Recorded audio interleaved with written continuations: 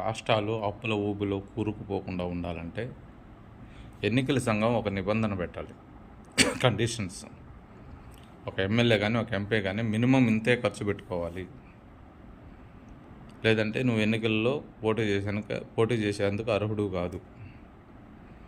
100 కోట్లు 1000 కోట్లు ఖర్చు పెట్టేసేసి అధికారంలోకి వచ్చిన తర్వాత అంతకంటే డబ్బులు దోసుకోవడానికి ప్రయత్నాలు చేసేస్తే అప్పుల పాలవకి ఏమైపోతుంది?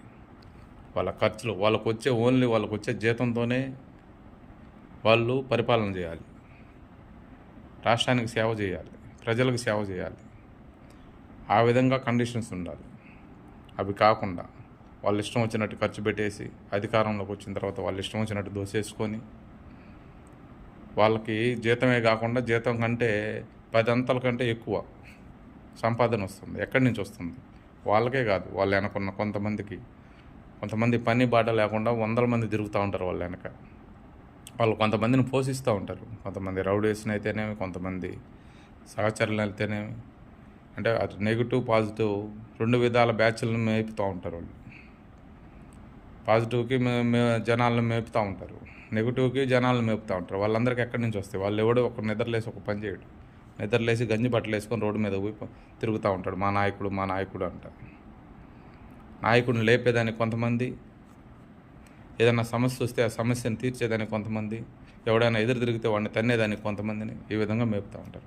ఒక ఎమ్మెల్యేకి ఒక జీతం ఎందుకు సరిపోదు అంటే, ఎమ్మెల్యే ఒక్కడే కాదు, ఒక 100 మందిని మినిమం మేపాలి ఆయన ఎమ్మెల్యే. అందువల్ల ఆయనకు సరిపోదు. ఇలాంటివన్నీ పోవాలి. ఇలాంటివన్నీ పోతేనే రాష్ట్రాలు బాగుపడతాయి, రాష్ట్రాలు అభివృద్ధి జరుగుతాయి. ఇవి ఇంకా మారే సమస్య లేదనుకోండి, నాలాంటి వాడు గొంతెత్తి మాట్లాడడం తప్ప ఉపయోగం లేదు వాటి వల్ల. కానీ సిస్టమ్ ఎప్పుడు మారుతుందో అప్పుడే ప్రజలు సోమరిపోతులు కాకుండా రాష్ట్రాలు అభివృద్ధి అవుతాయి, అప్పుల పాలు కాకుండా ఉంటారు. సగటు సామాన్యుడి మీద పడుతూ ఉంది ఇదంతా భారం. అది నా ఆవేదన. రూపాయి ఉండే వస్తువు 10 రూపాయలు అయిపోయింది ఇప్పుడు.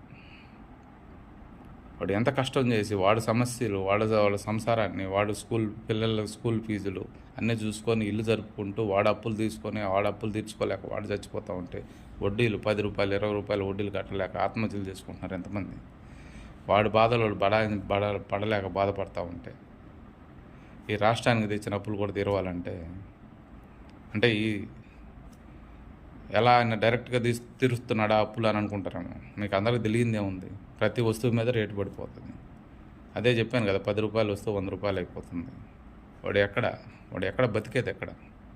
కానీ పెద్దవాళ్ళకి బడాబాబులకైతే ఏం ప్రాబ్లం లేదు. ఎందుకంటే వాళ్ళకి బాగా అన్ని సౌకర్యాలు వస్తాయి, అన్ని విధాలా దోసుకుంటుంటారు, అన్ని విధాల ఆస్తులు ఉంటాయి, సంపాదించుకుంటారు.